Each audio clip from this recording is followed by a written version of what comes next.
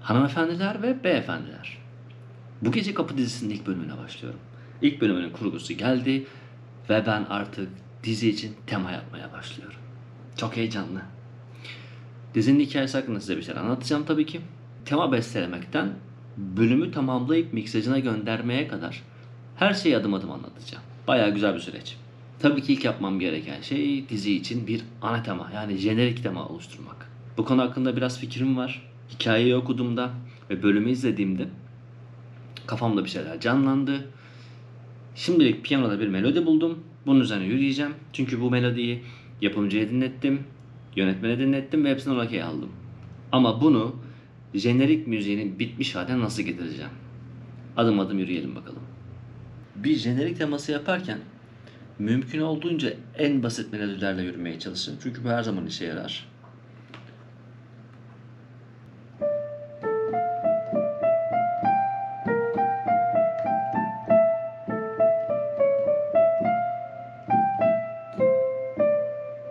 Ben bu tema üzerinden yürüyeceğim tamamen.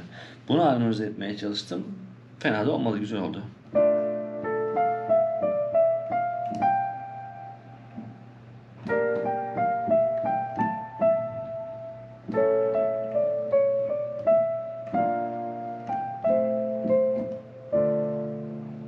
Evet.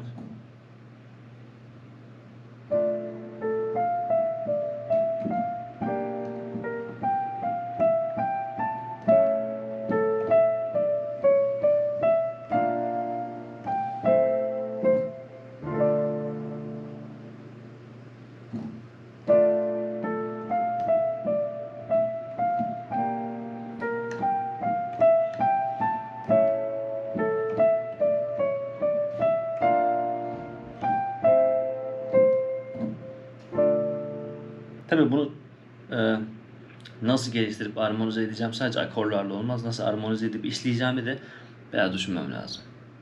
Her şeyden evvel ana ezgiyi çalacak olan ana enstrümanı önce bir kararlaştıralım. Şimdi ana ezgiyi piyano ile çaldım ama jeneriğin içinde ana ezginin biraz daha böyle Türk motifleri gibi olmasını istiyorum. Yazdığım melodi biraz öyle. İşin hikayesi de öyle. Dokusu da öyle. Dolayısıyla da bunu sadece piyano yerine etnik bir şey, kanun kullanmak geçiyor hep aklımdan. Ana motifi kanunla çaldırıp altını diğer enstrümanlarla armonize etmek istiyorum. O yüzden şimdi bu çaldığım midiyi bir notasyona dökeceğim. Onu neyle yapıyorum? Nuendo içinde finaleyi çalıştırıp düzgün bir notasyonla midileri editledikten sonra çıkan notasyonu kanunu çalacak olan arkadaşıma göndereceğim. O kayıtlarını yapıp bana gönderecek. Ben de audio olarak işlemeye başlayacağım. Bakalım kayıt nasıl gelecek? Tabii ben de o arada parçayı biraz armonize geliştirmeye çalışacağım. Bir bas gitar yürüyüşü yapacağım buna. Cello eklemek gibi bir fikrim var. Tabii ki bir de altına ritim gerekecek buna. Bu ritimli olsun istiyorum. Ritim içinde kafamda bender var. Biraz çalışayım üzerine, bakalım nasıl bir şey çıkacak. Bu detayları da size böyle adım adım anlatacağım. Kanal kayıt olarak projeyle göstereceğim. Şimdi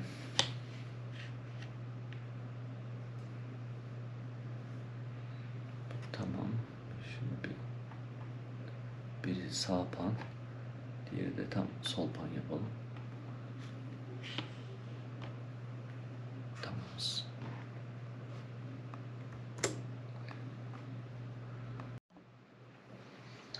Evet, şimdi o piyanoyla duyduğunuz ezgiyi kanunla çaldırmaya karar verdim. Prodüksiyonda okeyledi. O yüzden kanun legatolarıyla tremoloyu da belli yerlerde zaten şimdi duyacaksınız. Kanun legatosuyla çok tatlı olduğu melodi. Piyano hala duruyor parçanın içinde ama ana çalgı olarak jenerikte kanun duyacağız.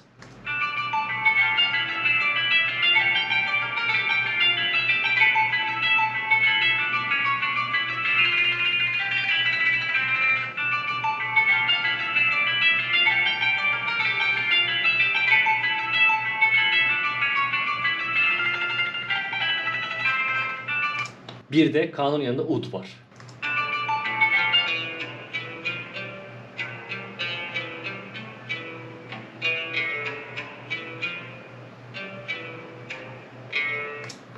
Udun da belli bölümlerini tremolo ile çaldırıp editledim ben.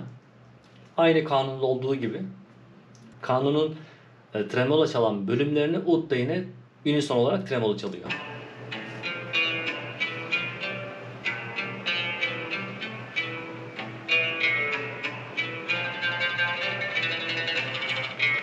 Birlikte bir çalalım hepsini.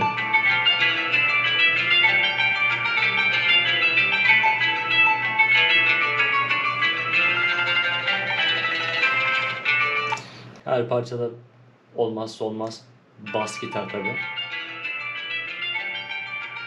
Klasik de altta eşlik ediyor.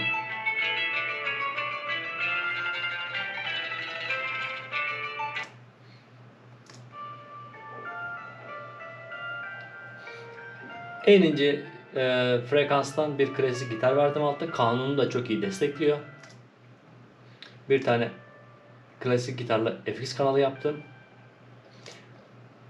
Tabi kanuna eşlik eden aslında üflemeli çalgı olarak da klarnet var ki ana ezgiyi kanunla birlikte en baskın olarak klarnetten duyuyorsunuz.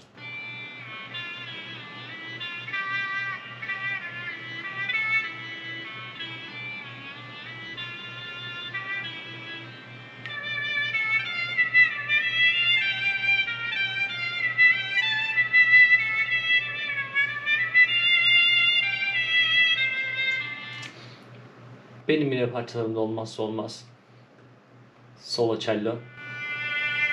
Eşlik. Ana ezgiyi çalmıyor.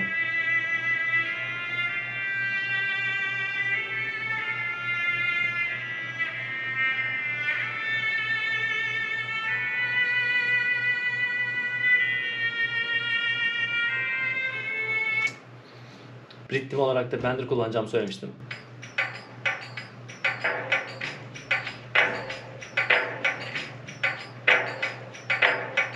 Perküsyon olarak da Bender var.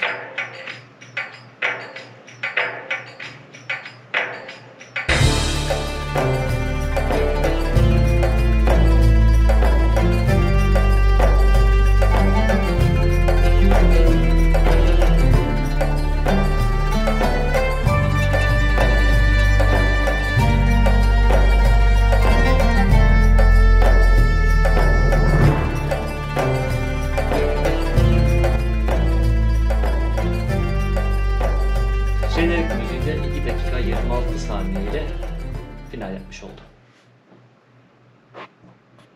Şimdi teaser'da şöyle bir durum var. Toplamda 12 kanallı bir aranje yaptım ben. 4 tane normal string var, string part. 2 tane piyano partisyonu var. Ama piyano partisyonu efektif. Çok öyle melodi çalmıyor.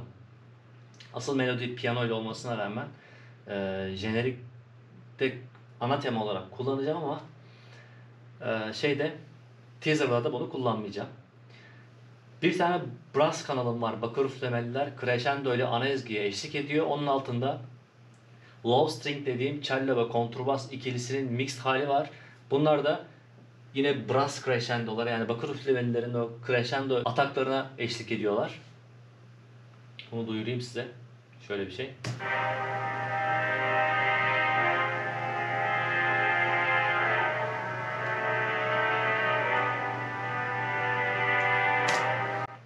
Gibi.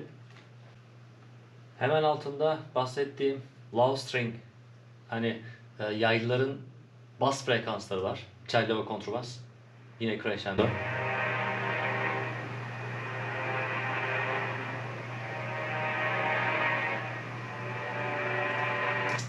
Birlikte dinleteyim.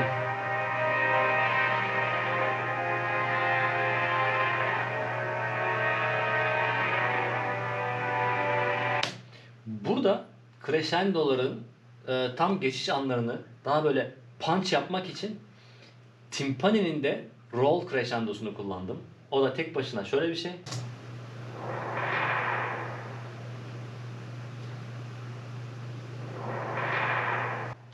Bir araya geldiğinde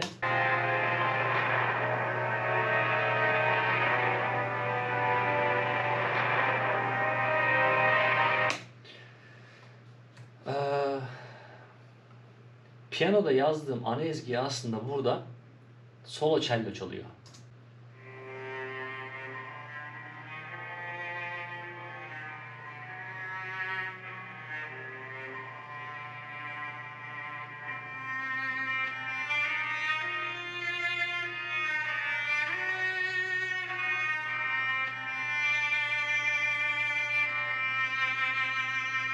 Gibi. Tabii üstünde bir de yaylı sazların midileri yani viola partisyonu var. İkinci kemanlarla birlikte eşlik ediyor.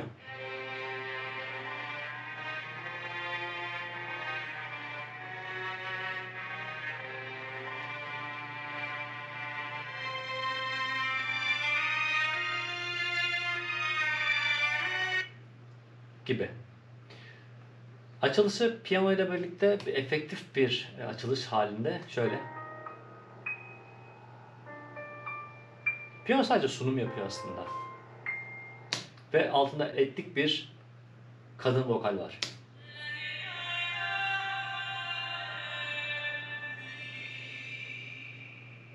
Bunu da son anda ekledim, aslında yoktu.